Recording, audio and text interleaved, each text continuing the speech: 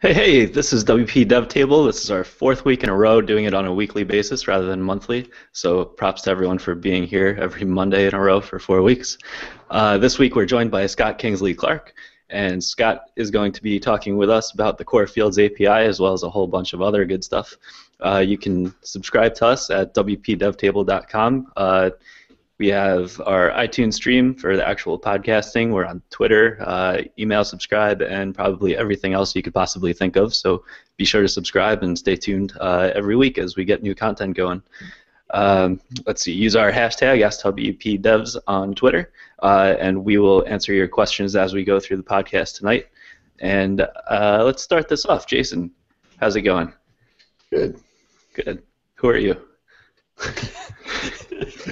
I'm a developer, a WordPress developer, surprisingly enough, that provides development resources for design and marketing businesses. I'm also the man behind WP Field Guides also. If you want to learn about best practices as a designer or beginner dev, that's where to go. Cool. Bronson, how about you? Hey, my name's Bronson. I'm a senior WordPress engineer at Human Made. We do corporate sites, enterprise sites. We do WordPress VIP work and specialize in all that kind of jazz. And that's me. And what about yourself, Tom? I work at Alien Interactive. I'm a principal software developer. We're a WordPress VIP agency focusing on large news media sites and big nonprofits. Yeah, I think that kind of wraps me up. Scott Kingsley Clark, how about we get your intro? I am Scott Kingsley Clark. Hey. I work at 10up. I'm a senior web engineer there, and I do my bit, work hard. That's how I got the gig. They knew my contributions to the community and everything, so life is good. That's always good to hear. So how did you get your start into WordPress, and what were you doing before that? Before that, I built my own. So I forked another CMS and modified it heavily and bought the rights to it and distributed it myself and did a bunch of stuff. But that was before I actually realized what GPL stuff was. So I sort of paid a bunch of money for this CMS. It was open source, but it was still somewhat license heavy. So I wasn't able to do a whole lot with it. But yeah, so I got a gig at a company called Vision Interactive, and they had me jump right into a big project with e-commerce, and then right after that they said, hey, we need to get our WordPress sites for our clients updated. They're all running these core modified files, and we can't just upgrade them. So let's do that. And so during that process, I realized why they were trying to hack core, and so we tried to take some of those hacks out, find better alternatives for them, and then we sort of, as a company and for our clients, we started heading in the direction of more of a CMS-y than just blog posts. So we started expanding our ideas and how we're going to expand WordPress into what eventually became known as custom post types. And yeah, from there it was just a shot off like a rocket. Just didn't stop using WordPress, and now it's kind of awesome. It's always been awesome, just varying levels of awesome, right? Yeah. So when did you join 10up, and what do you do there now? I joined it about a year and a month ago, and I'm a senior web engineer, so that involves lots of code review, making sure our team is producing good stuff, working on projects, being point guard on major sections of projects, like I'm doing a big data migration right now, so lots of work, lots of collaboration, cool stuff. And you guys work in pods, right? That's what you call your teams? Yeah, they call them pods. They're basically little self-governing little structures of teams, which have project managers, a team lead, engineering manager, senior engineers, and there's just like their own little structures. And it's basically each of them are on their own island essentially from the company, but they're also all together. Like we are always in the same rooms as everyone else, so it's pretty easy to ping someone, hey, have you done this before? Hey, I just did this, you should check it out, whatever. So it's pretty crazy. When I first joined, it's like, holy smokes. I just asked someone a weird question and they knew it. Or like I answer all weird questions all the time myself, so it's great to have that back and forth. And That's speaking really of fun, like doing pods, freelance. speaking of pods, you've got another project called Pods. Can you tell us about that one? Why, yes, I do. I'm the lead developer of the Pods framework plugin. It was actually the first custom post type plugin for WordPress. I started developing on it with the company I worked at, Vision Interactive, when I first got into WordPress. We were headed down that direction, and some guy named Matt Gibbs came from Drupal over to WordPress and said, "Hey, we need CCK." So he started working on it, and my boss, thanks be to him, at the time, he said, "Hey, you should check this Pods thing out. I heard about it from one of our clients. We might want to use it on one of our projects." And so it was like a week and a half after it was released. It was crazy that it just had some random person like us had found it and known about it and realized it was what we wanted by that short period of time. But right after that, I just started working with it a whole lot and sending Matt tons of hacks and filters and actions and features and bug fixes and just obliterating the forums with help and support. And I just became like a developer of the plugin essentially alongside of him. And we had a lot of mutual respect for each other, and eventually he had some other stuff he had to do, and he gave me the reins of full leadership, and so I've just basically been transforming it further and trying to keep it alive and keep it going. Is it still under active development? Yeah, it's been going for since 2009, so it's been out for a while, and we've gone from I don't know how many users, but we're now somewhere around 30 or 40,000 active installs from the WordPress.org stats, which is not to say very small, but also not to say very large. Like Advanced Custom Fields has like a ton, like hundreds of thousands, which is great because it's just much more far-reaching, easier to handle.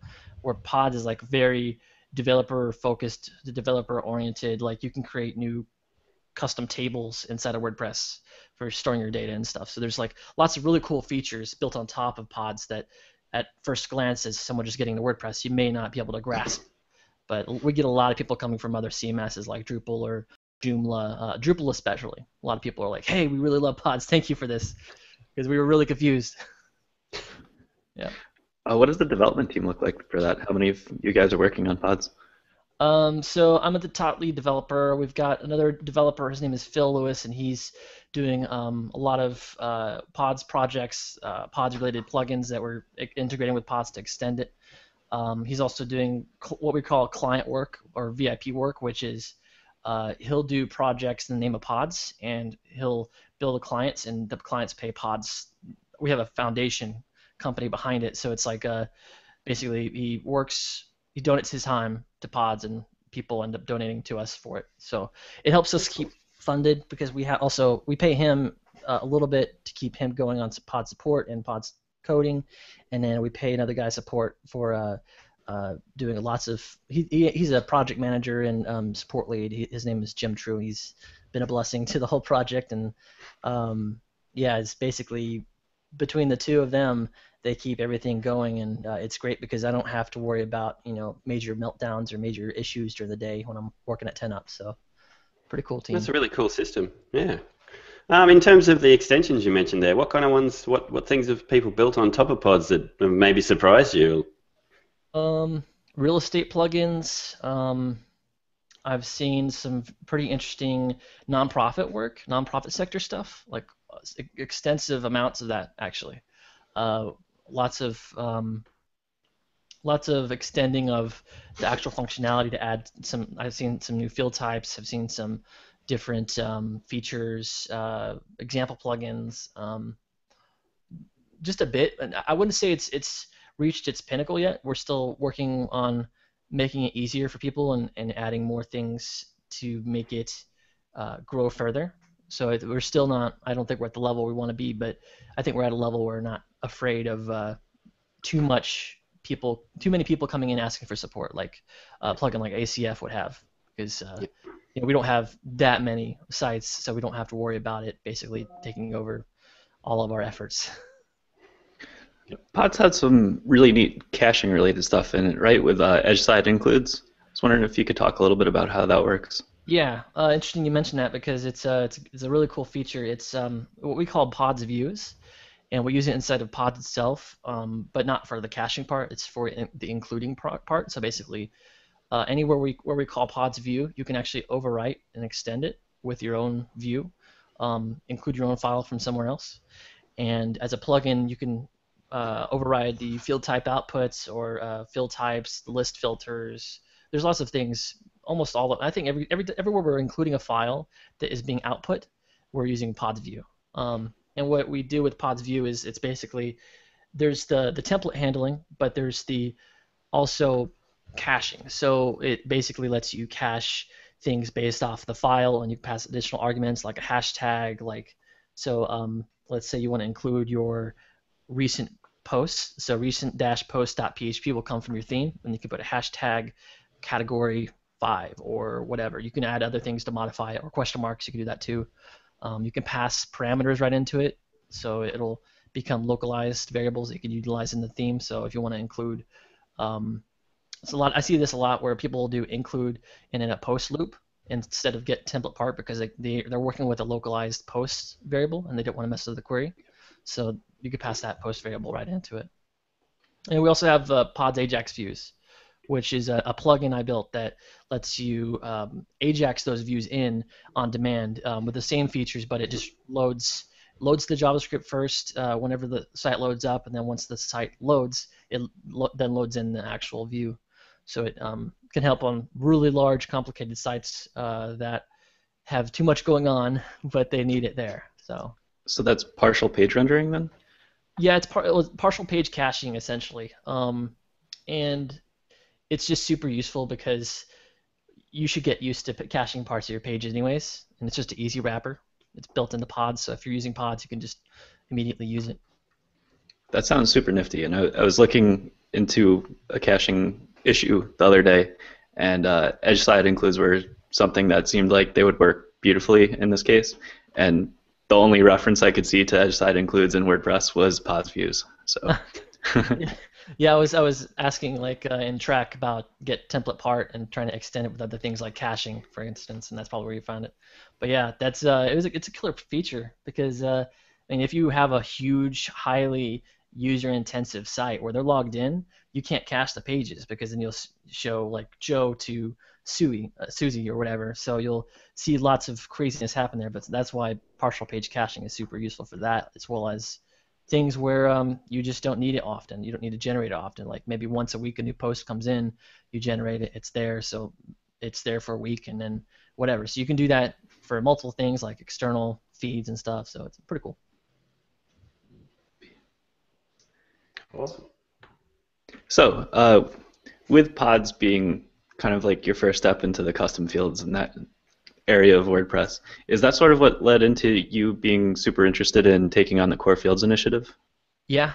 A lot of my work in pods, it's not necessarily to evangelize pods itself, it's to evangelize WordPress. So we're trying to help bring developers from Drupal and Joomla and whatever else, Expression Engine, and bring them over to WordPress, and we're just they're a stepping stone and on their way into WordPress. So a lot of times we'll have people and they'll say, we need this feature, we need this, we need it to do this, and I'll say, hey, you probably are better off using this other plugin. So we oftentimes recommend other plugins, not just pods.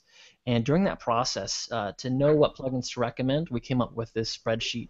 It eventually birthed a domain called comparedwp.org, and the spreadsheet just lists a bunch of custom field plugins that allow you to either add custom fields or content types, because they're somewhat one and the same in many cases for a lot of people and what they need. But the spreadsheet, and I kept finding more plugins that did it. I was like, wow, there's more. And then I was looking at it, and 2 had just been added that week on the plugin repository. And I was like, what's happening here? And I was like, it was crazy. So if you look at that spreadsheet, you'll actually see there's a bottom tab at the bottom of it, and you'll see that there's some research I did, 2014 custom fields plugins. 109 total that I found just searching for 20, 30 minutes, trying to get some data. And there's various plugins here. There's ones that let you create custom fields for your WordPress site. There's ones that have their own APIs and UI for their own fields inside of post types and things. So like there's a mishmash, but the problem is each one of these plugins has its own API, and every API has its own bugs and features and whatever else. But the problem is becoming we're now having all these different APIs, all these different options, all these users using different plugins, which is great, but they all think that theirs is the best. And the problem is like ego. Like no one wants to just say, oh hey, I like ACF, let me add a feature, I'll contribute back. They'll say, oh let me go build another plugin, or instead of using a plugin like attachments or custom field suite or simple fields or whatever there might be, you would then go build your own and say I could do it better, or I just want to do it better, and that's great. But the problem is that it just keeps adding those APIs, and everyone wants to do it themselves, and there's namespace issues and all sorts of problems alongside that. So someone builds an API in 2014, and let's say 20 people built APIs in 2014. In 2015, most of the people like I only built it for that one project for that client. I released it, so people are using it now, but I don't really want to support it. So someone wants to go from that plugin to another plugin, and then that becomes a big problem because maybe they store the custom fields in a totally different way. Trying to get those configurations out is very hard. So things like a unified API is really something that interested me when I was doing this research. And I found a blog post about people looking for featured plugins and if anyone had ideas, and I saw that there was a message there, and I responded to the guy, and his name was Andrew Lewis, and he was looking to do some of the same stuff that I wanted to do. Let's make an API. Let's all go together, yay! So we got lots of plugin developers, and a lot of these people from this list, I just went and contacted them directly and said, hey, would you be interested in helping out? Would you be interested in providing some feedback? We went through a research phase where we had each plugin developer show off their API and how it works and try to get some ideas. So we're all aware of how everything works, and we put some YouTube videos out, and we did a big research phase and trying to understand how all these different plugins are written, and then we did another side of the research phase where we looked at all the WordPress core APIs and tried to figure out, well, what does core have, what's good about these different ones, and we did this big brainstorming session and trying to figure out what was good, and eventually found this new code base we started working on, and we wrote this sort of the first metamorphosis, but we renamed it to Metadata because they were saying we shouldn't nickname it. So we just called it Metadata, the WordPress Metadata API /UI. And we tried to tackle both the UI and the API, and we also didn't leverage anything from any of the WordPress APIs. So it was sort of like the good things about all these other plugins, but we really didn't have much from the core APIs. So it was kind of an uphill battle to get it going and get people continuously contributing, and eventually I found myself with me and Mike Schinkel, and we were the only ones going back and forth, and then I ran out of time, and then he started working more on it, and then I got some more time and he ran out of time, so it was just bouncing a lot between all of us trying to move it forward, and we found ourselves with the problem of, oh wait, now we've built all this stuff, but I think we need to step back from this because we built way too much, and we're never going to get this to go into core, but this is a cool thing, but we're never going to get to go in core. And we're just repeating this vicious cycle. So Groundhog Day. Yeah. So we found ourselves in that problem, and so what we did was I took a break, and I started brainstorming again, and that's around the time when I started working at 10up. And we had someone here at 10up, was one of the people that had led a release, Helen. And she and me started to discuss this hypothetical project. I wanted to move it forward, but I didn't know how best to do it. I needed her input because she's a core committer. So hey, great. So I had some like a direct line to someone like that. And then we had Drew also from another release, 4.1 or 4.2, and I just leveraged a lot of their knowledge, and eventually I realized we have to completely start from scratch. But there was no problem in that because we had learned so much, we weren't going to lose anything. We were going to rebuild this, but in a more smart and refined way. First off, we were going to not do UI. We weren't going to approach a unified general UI layer. We were just going to focus on implementations for each screen. So the first part of that, though, was what API do we base this off of? Because there's so many APIs in core, there's so many different options. We could build a whole new one. And Helen said, hey, why don't we just base it off the customizer? Because the customizer is like really pretty stable by now, and it's actually pretty easy to use. And for her, it was, and for a lot of people, it was very easy to use. And as I got into it, I found some things we could improve to make it a little easier for developers to get into. They don't have to create their own classes every time they want to do a little customization. So there's a lot of things we built into this structure that I started. And I just bounced that back and forth between me and Helen for a few months. I got Tenup to fund a big block of hours on company time for me to work on it for core. So I did everything lined up, and I got it to make it work. And at the end of the time, I found myself still leaving things out that I needed to get in, and so I continued working on it for a few more months. And we're at this point right now where we need some more core contributor feedback before we move forward, because we're about to just get into implementation side.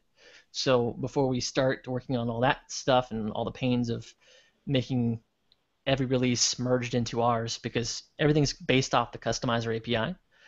4.3 has some changes to the customizer API, so did 4.2. Every time there's a release, I have to go through and merge all that stuff into our side. Right? Because our side actually, we have an implementation for the customizer API that sits on top of the Fields API, and we've generalized all the things that the customizer API does really well for the Fields API, and so we just have it sitting on top and doing some backwards compatibility calls, as well as keeping the customizer stuff that's in there that doesn't need to be in the Fields API. So every time we have a new release, we have to merge it right back in, and that's just a big pain. So I really want to try to get it nailed down so we can get it on the path to merging into core, so we don't have to keep doing that every release. So with that being said, what goals would you have? What would you consider core fields a success to get into core? What would the goals be? So we built this specs document, and it has lots of information about our scope of the project and sort of what the API looks like right now and how the structure is and how it compares to the customizer API. I think the goal is to get this Fields API as it is right now, add some field types to it so it's a little bit easier to use, because right now we don't have the field types finished out. Get the customizer implementation in there, and get the user profile screen implementation in there, which is a new piece of API that doesn't exist, so it was a lot easier to do and propose. So basically it's a user profile implementation which outputs the fields in a heading field like it is right now on WordPress. So eventually in 4.4 or 4.5 we can then attack a UI overhaul in it and not have to worry about breaking a bunch of stuff or worrying about an API as well on top of that.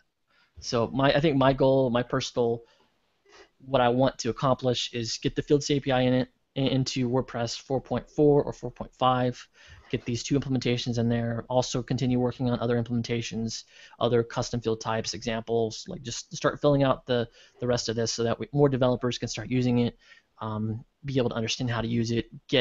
I'm going to be directly engaging with as many plugin developers as I can to get them to implement it.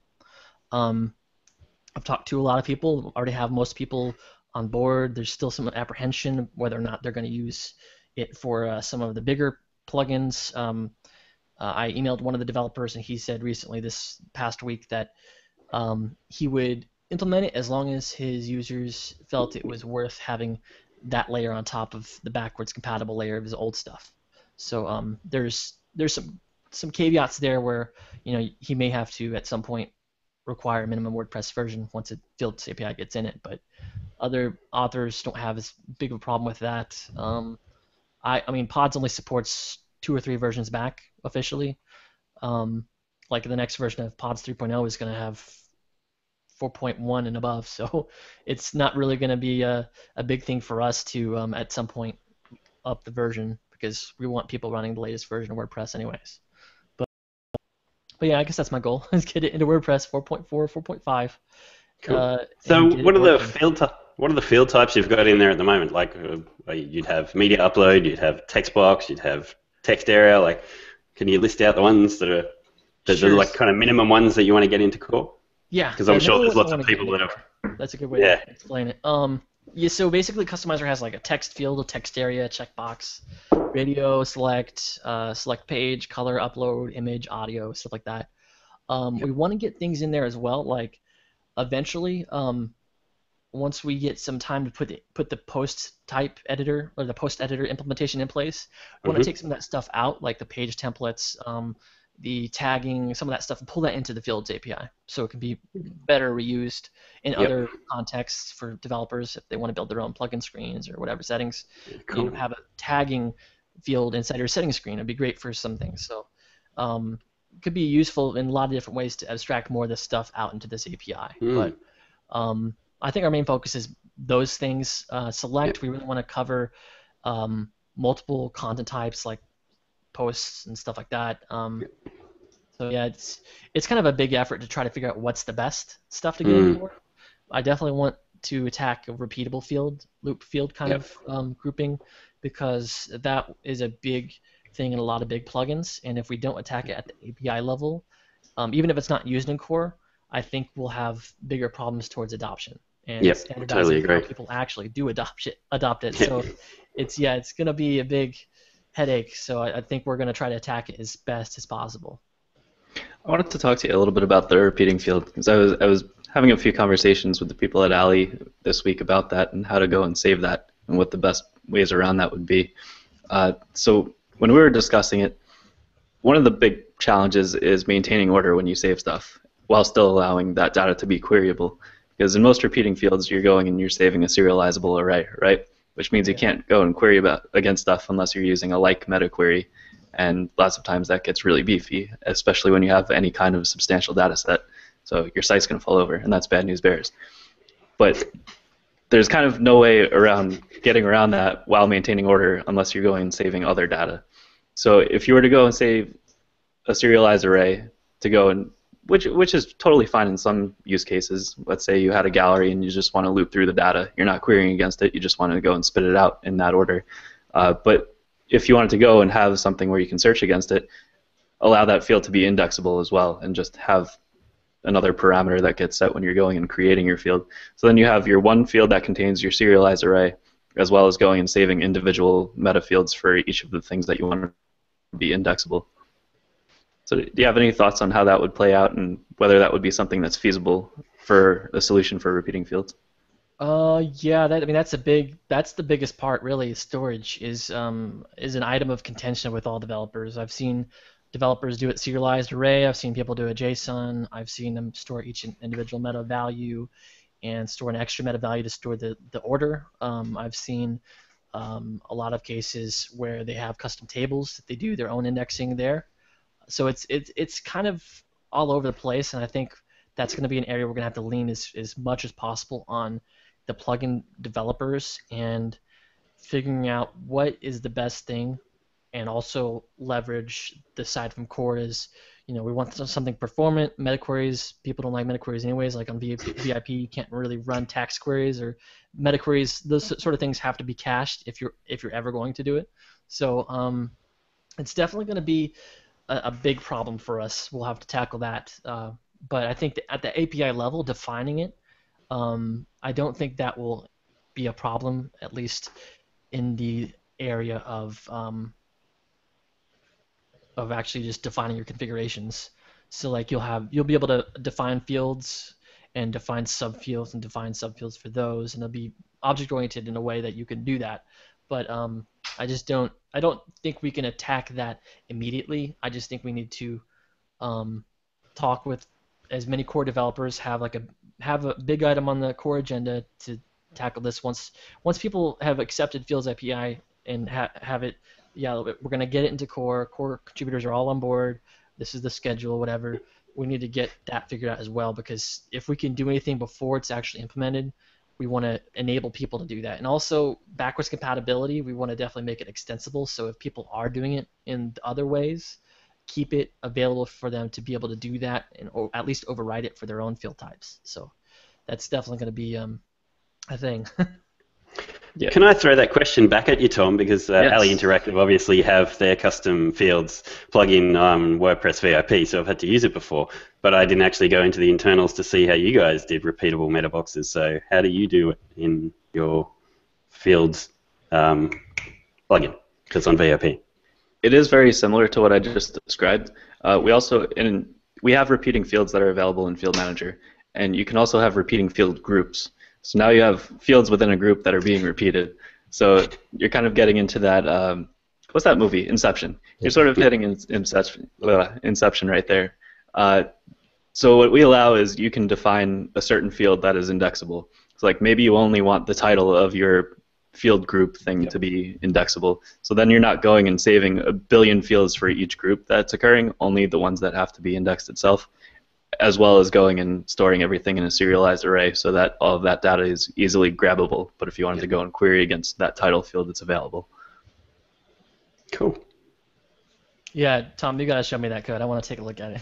Happy to. I haven't seen that yet, so that'd be really cool to see how someone's done that. For pods, we do it. We store.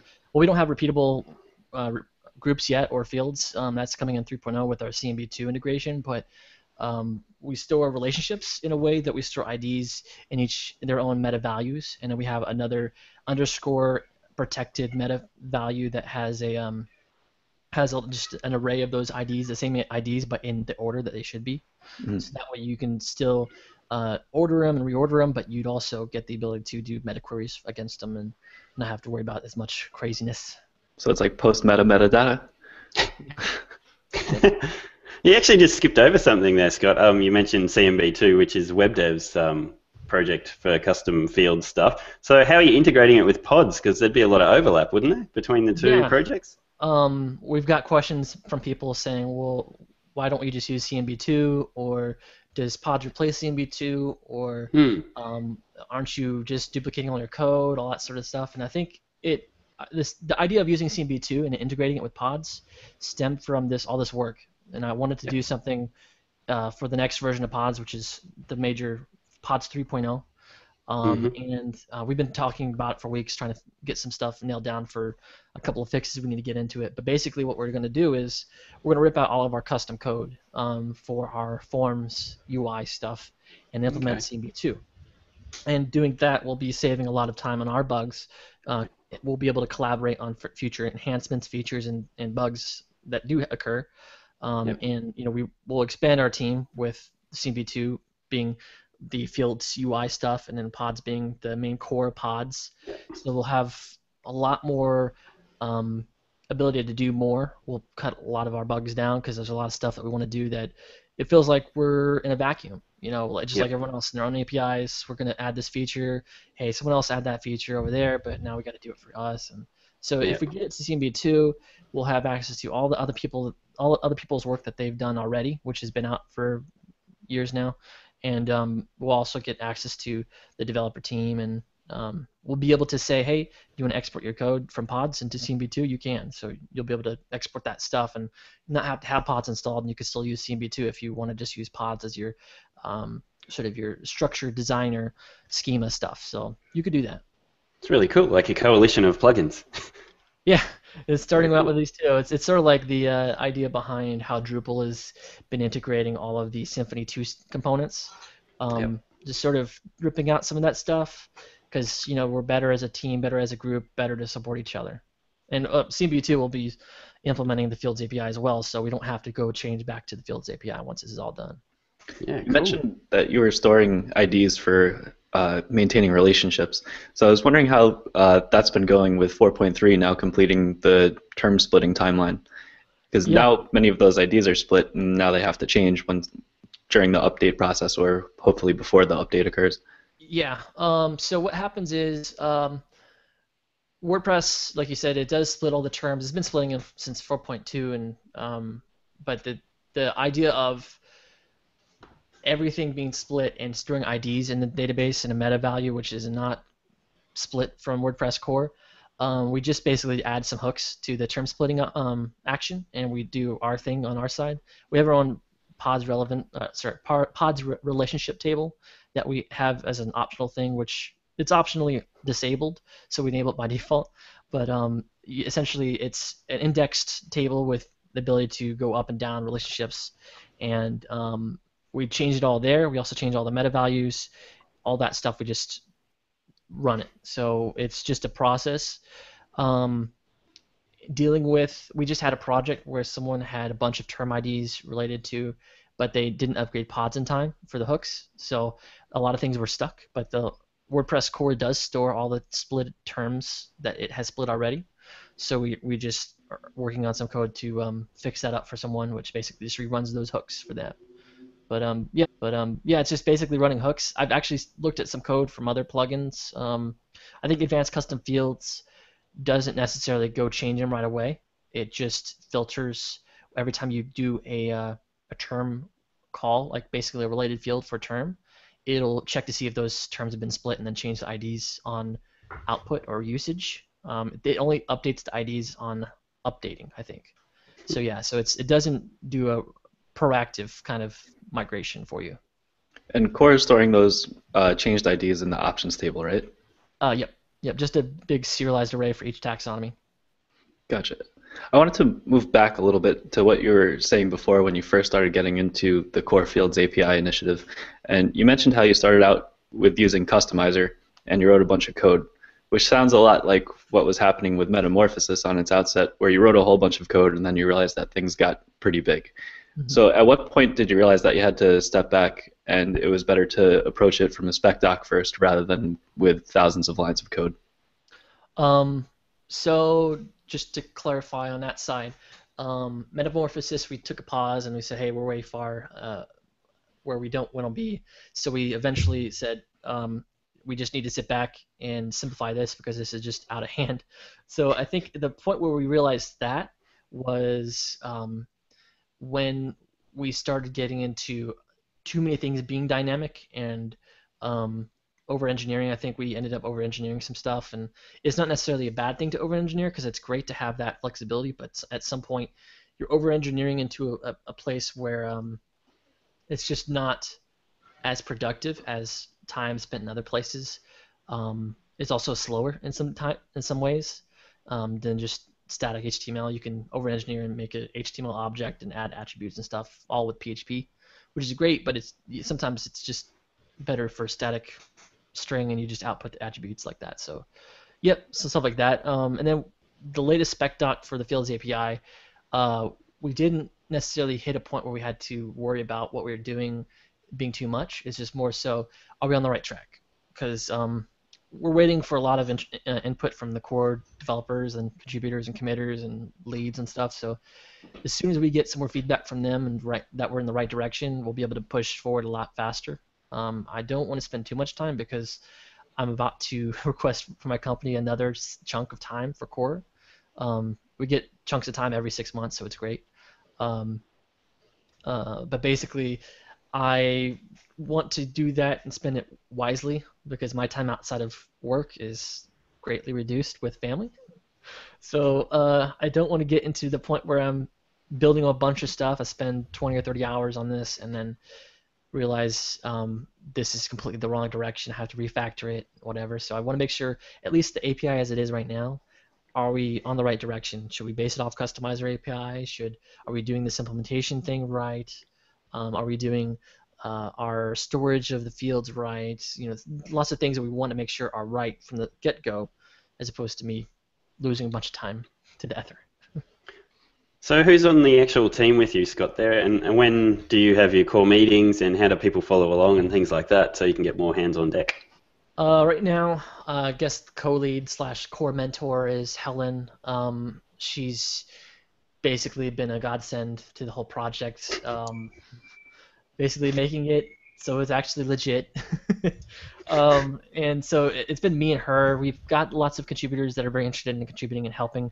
But at this point, we don't have anything really officially nailed down, like someone's like an officially part of the component team or whatever. So it's not super nailed down yet. We want to get this part done so we can then say, okay, hey, contributors, go build field classes, field type classes, go build this, go build implementations. So we'll be able to divvy out a lot more stuff after this is done. But you can find us in the meetings every Monday at 2 p.m. Central. I forgot what UTC that is. 16 or I don't have no idea. I'm not good at time zones. We should get rid of those. Yeah. We don't need time zones. I don't understand time zones. But yeah. So it's every Monday. And I also I'm always in Slack in the core fields channel. That's where we have our meetings. But you can always ping me there or anywhere else. I'm practically everywhere. Very easy to approach and ask questions. And if you have any concerns, you want to contribute, you have time, feel free to hit us up. So Ali just recently started allocating developers to go and spend on core projects, which has been super awesome because this month they've given me about like 12% of my time to go and hang out and work on the core fields initiative, which is awesome. And it's cool that it's at such an early phase to be able to do that. So I think it's great that more companies are starting to go and take seriously that 5% time that Matt suggested way back when. And I think it's just good for the community overall. But how does it work in 10up when people want to go and get a chunk of their time spent for core allocation? At 10up, we don't do it per person as much as it is by merit. So some people are just really involved in core stuff, and so they can get some time to work on core every week. It really depends on person to person. Like some people are 100% core. Like I know we just had 2 people go like 100% core recently or something like that. So it's pretty cool when you see that, because I get excited. I'm like, oh, maybe me one day. But I think a lot of it's still like, we have to make sure we pay the bills. But some people, it's just much easier to siphon that off into like whole people as a company, to have them just do 100% stuff, because it's hard to jump between project work and core stuff. Mm-hmm. If anyone's ever done that at a company, you'll know that you'll have 2 or 3 hours of core one week, and then that 2 or 3 hours of core is gone for weeks, because you'll be on a project and something happens and you're behind, or maybe you just need to get ahead, or maybe it's just a very confusing thing or a fire or whatever. So there's always going to be things that stop you. Whereas if you're like actually saying I'm 100% core, you're 100% core or contributing or community stuff. So it's a lot easier when you've got 100%. It's just a lot harder when you're just 5% or even a few hours. I mean, Matt Mullenweg is great at saying we should do that. I think that's great, but if you think about it per person, like 5% of a week or 5% of a month or whatever, it's a lot harder to attack if you're just doing it as a percent of someone's time, for sure.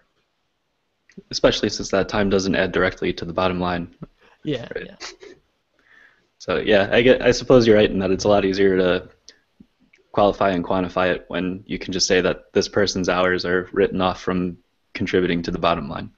Yeah, and I mean, it doesn't necessarily, like in our case, a lot of our people who are now core or community focused, we still talk to them often. We still involve them in a lot of communications. They're still in the engineering rooms asking questions or helping answer questions. So we're not completely pushing them away from actual project work. It's just we may consult with them saying, hey, we need to figure out a good way to attack this core, or hey, we have another core project we want to sort of build a client for, because we can make a feature and then make a plugin out of it or whatever. So yeah, it's definitely it's great to have a resource, a single resource you can always hit up.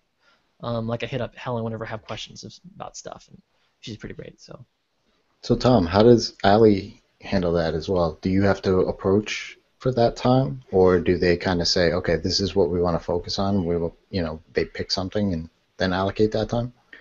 It's been pretty interesting because we haven't been doing core work or assigning people to core projects for a long period of time or anything, so it's sort of new ground for us. So a lot of it was who's contributing to what, who has an interest in something, and what kind of initiatives are positives for the company in a business sense over the long term. So like, since we use our Field Manager plugin for basically every project under the sun that we're working on, it's important to us that the data is saved in a way that's easily handled from project to project, and from migrating from Field Manager to whatever the Core Fields API is. So like, our Field Manager plugin will adopt the Core Fields API as soon as it drops in Core. We just want to understand and know that we'll be able to use that data without major hiccups occurring. And I mean, writing a migration script is fine, and like that has to happen a lot of times for any big changes that occur anyway. But just having data be accessible in all the use cases that we need it to be, it was definitely a major reason that Ali decided that we should go and have someone contributing to the Core Fields API project. Very cool. So Scott, how has your experience been with the features as a plugin model? There's always going to be issues there. I've always had trouble getting contributors or getting keeping them and managing it. With maybe a few hours a week. It's a bit of a struggle to have a feature as a plugin. I think, except for some cases where you're already an established contributor to WordPress. For me, this is my first biggest contribution.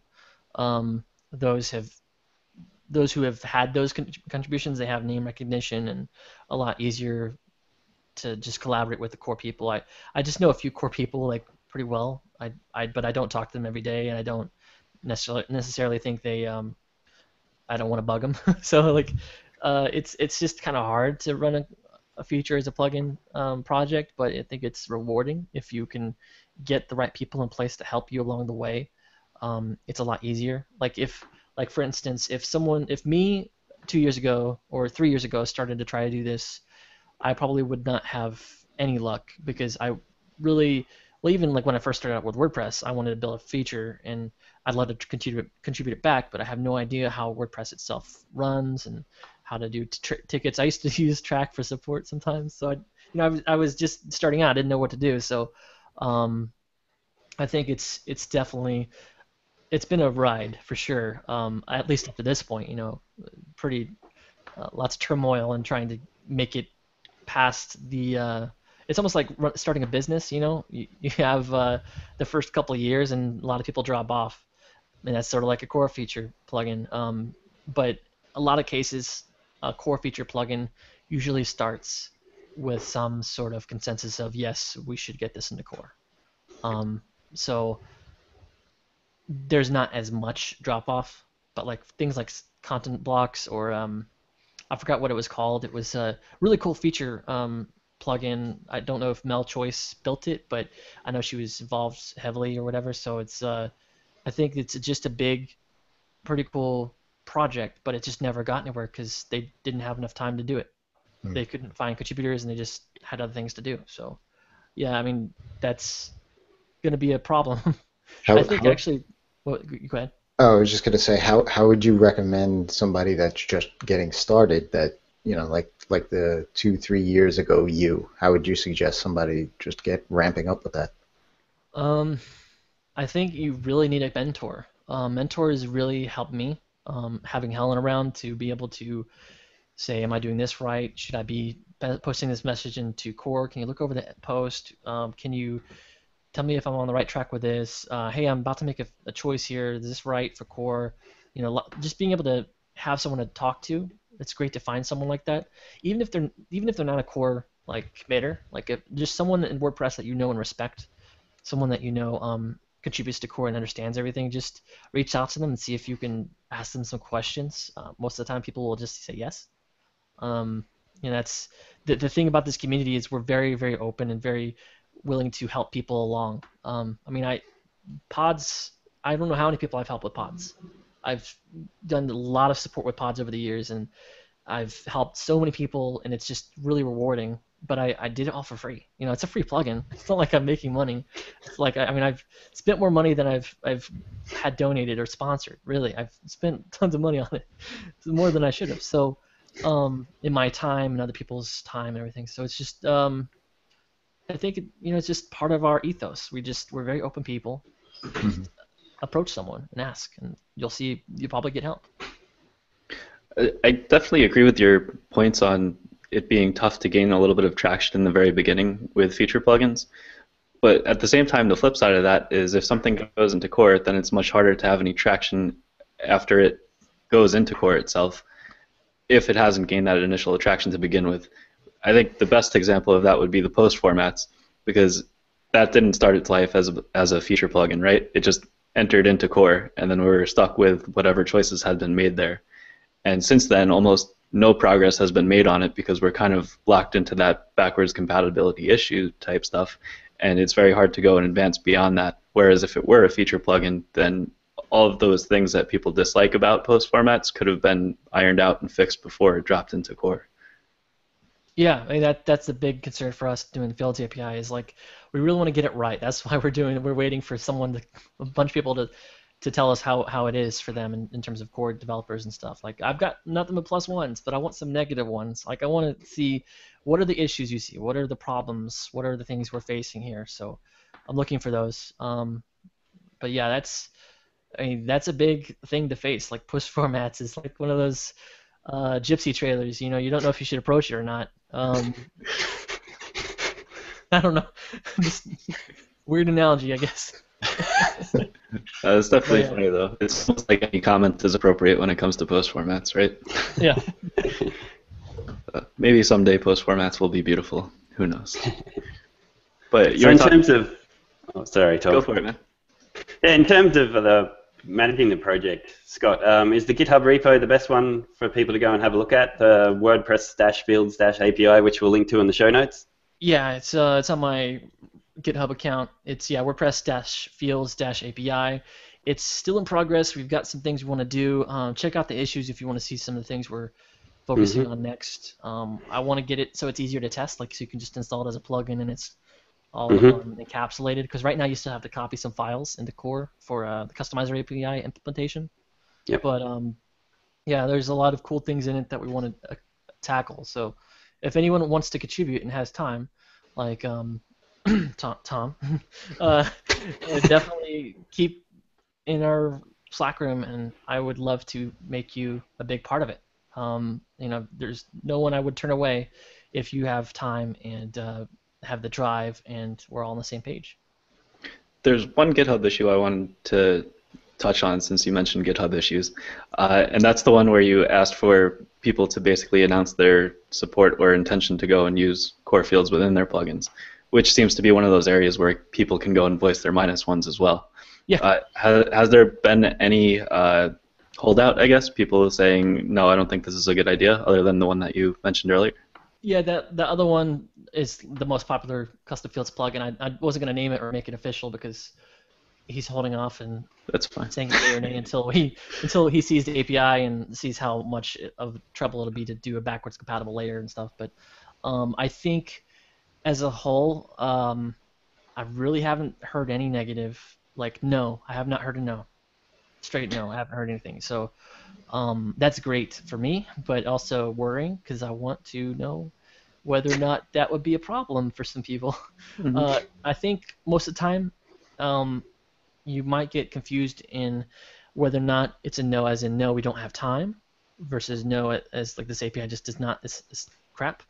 So I would like to know more of the people who would say no, we don't like it, we don't want to do it this way, want to do this way, this won't support this or this won't support that. We need to know that now for exactly the reason why Tom mentioned, because if it gets into core, we're going to have a lot more trouble changing things. Adding filters, sure, no problem. Adding some enhancements, sure, but changing things, we're locked into the backwards compatibility mode of it has to be backwards compatible, and it has to have some way of supporting people who have used it since day one, and that's sometimes it's a big pain, but if we can get that nailed down, that'd be great. Oh, that's a good point. It's not even the no that matters, it's why it's no. And what has to happen for that no to change into maybe. Yeah. So I haven't gotten any no's yet, even from people who said they don't have time to do it. So I guess that's good. I'm just waiting for the hammer to drop from the core team, figure out what they say, like what would Mark Jaquith do, or what would Nathan say. Lots of people that I would super respect. I would want to know their opinions. So looking for that. Cool. So where can people find you online? What's your website, blog, Twitter? I don't use internet. Yeah, right. ScottKClark.com. My Twitter handle is ScottKClark. Pod site is pods.io. That compare spreadsheet is comparewp.org/cck. Yeah, pretty much easy to reach anywhere at any time. Always in Slack, always in the pod Slack, WordPress Slack, post status Slack. I'm in the cool places. Where the cool kids hang out. Jason, you have any other questions? What about just one? What about widget fields? Since you were saying before about,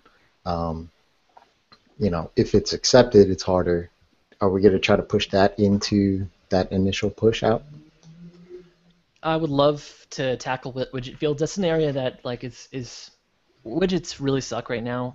If you're building like custom widgets, because you have to build your own forms, and Right. if you've ever messed with these forms, the way the fields you get the field value and all that stuff, you're gonna run into so many issues because you have to build the same form every time, and I don't really care about the output, but the forms themselves and the saving, it's just very mundane.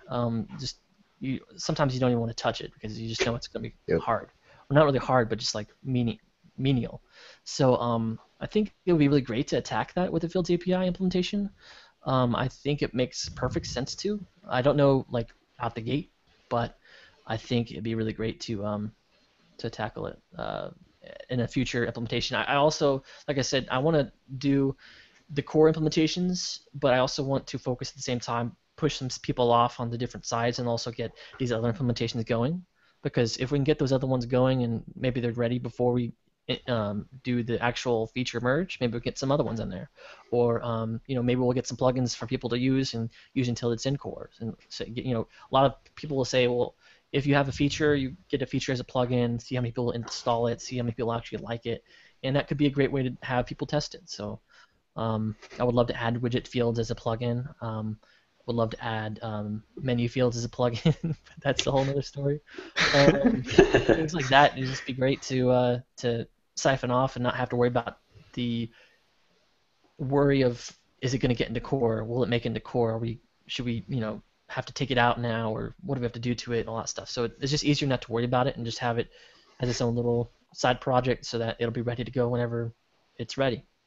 I think that'll be kind of the beauty of it, since every context is going to be its own class, right? So anyone can go and write their own unique context for it, whether it be term taxonomy, which should probably get handled by the plugin at some point in the future, I would imagine. Yeah. Well, yeah, for sure. I built the API. I don't know if, a lot of people have seen it yet, but the API itself, the context as in like terms or posts, etc., that's not built into object classes. They're all hookable, so you can support your own object types. Like I've talked to Gravity Forms, pods, lots of different options like Caldera Forms, whatever. Anyone that is building objects with fields of any sort, even if they're not for post types, they can build their own control structures with this same API. So we can build our pods, we can build our fields, the field options, everything that we actually define for these people. We can build our own control structures for our own internal content types, which is a really cool thing, because it's not just for core, it's also not just for the core stuff or plugins. It's really for anything. It's a fields API. You can throw it on whatever task. Awesome. Cool. Well, I think that brings the show to an end. Thanks so much for your time, Scott, and thanks very much for leading this project too as well, because it's something we definitely need in core. So once it's in there, it's going to be fantastic. So thanks for taking the reins. People know where to find you. We'll put in a few links in the show notes. And obviously, yeah, if Scott can get any help at all, feedback, positive, negative, especially the negative, because he's a bit worried about that. He's made it. And yeah, I'll just talk about the other two hosts. Where can people find you online, Tom? Tom Harrigan on Twitter, Thomas Harrigan online, AliInteractive.com for Ali, and they're AliDev on Twitter. Those are the big places I'm at. Tom Press on YouTube. Cool. Awesome. And what about you, Jason? Res.com with 3 Z's, and @Res on Twitter, and can be found also at WPFieldGuides.com. Awesome. Cool. And yeah, I'm Bronson Quick. You can find me on Twitter @BronsonQuick. We'll have another show next Monday. I think we've got Dan Norris. Is that correct, Jason? Yes, we do. Yep. We've got Dan Norris talking next week, and you can subscribe to us on YouTube, Twitter. You can go to wpdevtable.com to catch up on past episodes. And thanks for watching. Many thanks to Scott's wife, too.